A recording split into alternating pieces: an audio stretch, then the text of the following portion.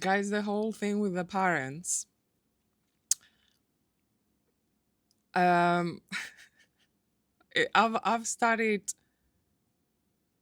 seriously looking into it. I've always had like little suspicions, little complaints, little, oh, I see other people, like all my life I see other kids having their families, like they're hugging them. You know, when I used to go and visit my friends' houses, that they would just be around the family, they would joke around, they would do all these things.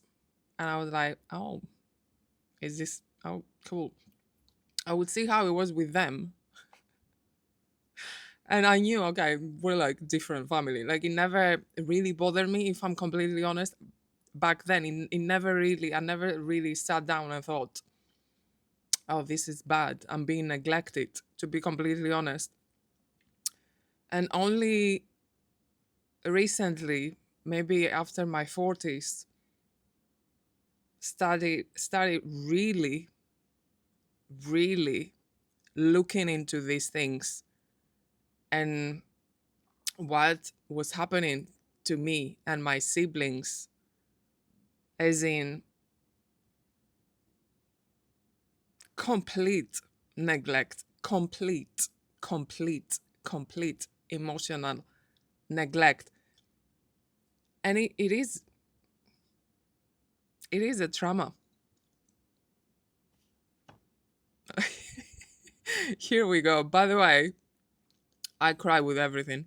I promise you, I cry with everything. If anything, if it's kind, if it's kindness, or someone telling me, even at work, we would have a meeting, me one on one, me and my boss, we would just have a meeting, and she would tell me about, let's just say, her uncle died, and I would just start sobbing, and we would be in a meeting room with glass windows, a glass door, and others would see me sob. And they thought after I came out, they thought I was being dismissed, and I was just sobbing. Honestly, I'm I'm the most emotional person I know in my life, and the funniest. Just to say, just putting it out there. No one makes me laugh as much as I make myself laugh, and I don't know anyone more emotional. Like I watch a movie and just boom. I read a book, boom. I listen to a song, boom. So bear with me when I talk about my my childhood trauma and I shed a tear. And also your kindness. I don't even want to go there. I was sobbing. Your kind comments. I don't want to go there. Come on, Joe. Anyway, for me all my life it was a normal thing, the neglect. It was just this is us. This is our dysfunctional family. They don't love each other. They hate each other, my parents. Literally hate each other. Talking, saying it out loud. We know. We know they hate each other. Especially now my mother and my sister are like literally I don't remember them being nice to each other. And that's quite recently. After my sister got divorced, my mother is overbearing, and my sister and I, this is what I'm trying to say. I am understanding towards my mother because I don't know how not to be.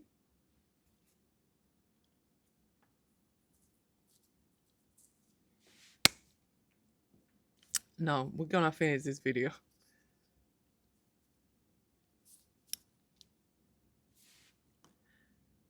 Guys, this is the last video I'm talking about my parents because this is ridiculous. Anyway, this is normal. I don't know. I just excuse her.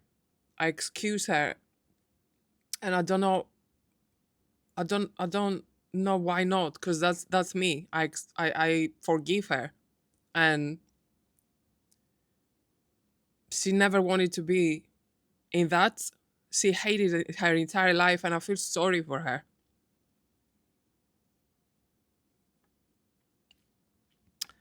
That's why I can't really cut ties with them. Someone commented, well, what about you? You know better. Someone said, and you excuse them, but why don't they know better to give you love, etc., etc.? I'm not gonna even go there. It's not. I'm just gonna be the bigger person. Because I can't just sweets now and just be like cutting ties and not talking to you because you neglected. They won't even get it. They won't even understand. What? We gave you everything. You had a roof over your head, clothes, school, everything you wanted. And speaking on that, after I left school, zero, nothing. I was I found my own, like I was working in a cafe bar as soon as I finished school. I was just living with them. I mean, and the other thing, every single damn year I go back, I'm literally the Santa Claus. I drag a suitcase and give them presents every single, guys, wherever I go. I will get a present for them, and I will e- e- either post them, or every year dragging a suitcase full of presents for my sister, my brother, my mom, my dad, my nephew, and sometimes my mom always says always when I say sometimes, he says, I'll bring a present for my sister and my brother, so my uncle and my aunt. So I do, and when I go there, nothing. They give me nothing. I mean, to be fair, my mother, before I leave, she always says, do you want me to buy you something from the supermarket? And I've already had, I bought things. If I want something like Greek, to buy a Greek, I don't know, oregano, cinnamon and stuff like that. I already have bought it because it's my last day. But I never like, here's a present for you, Joe. Here's a present. Like, we're so glad you're here. And never any plans. You know, like how you have guests. If someone comes and visits you, especially if it's your sister that you never see. And I mean, my brother came to visit me 15 years ago, and I took him to Paris, guys. I showed him everywhere. I had the whole itinerary. I took days off work, whatever he wanted. I took him everything. To everywhere.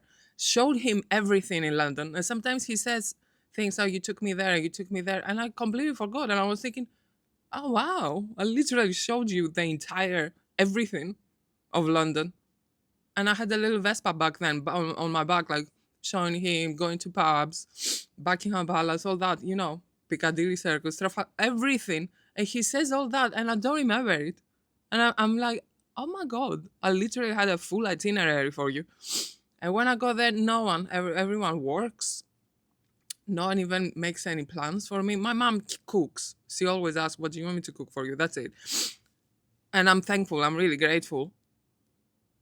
But as in like, we've you come in and we're gonna go there or we're gonna do this.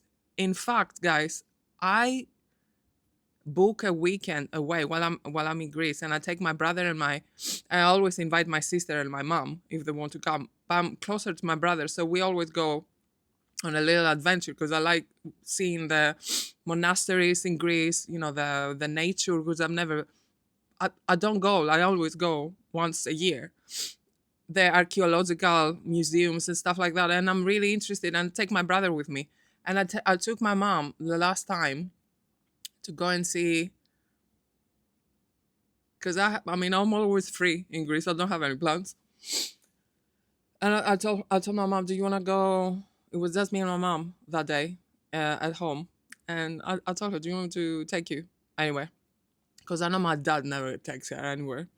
And my sister doesn't take her anywhere. Like, and this is how I excuse her. And I know why she's so bitter. And she's been so bitter. And she's so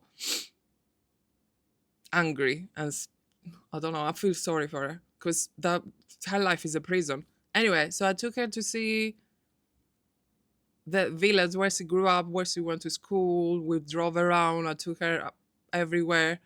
And that was kind of like a nice bonding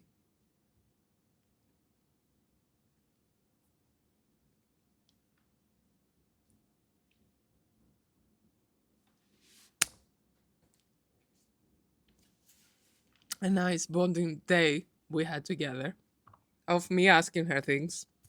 That's what I call bonding, not her asking me. She showed me everywhere. She showed me where she grew up, where she went to school, and when she was a little girl.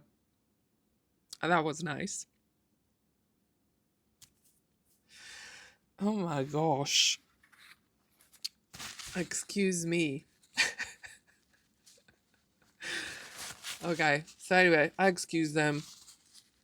It's not their fault. They're not very well. I don't know. They're not. I don't know. They don't know.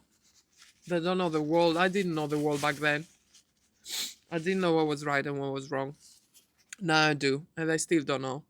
And that's my excuse for forgiving them and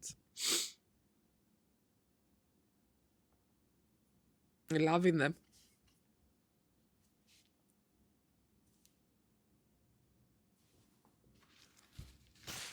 And on that note, guys, thank you. I really appreciate your comments, honestly. Your kindness is phenomenal. I've never had that before. So thank you.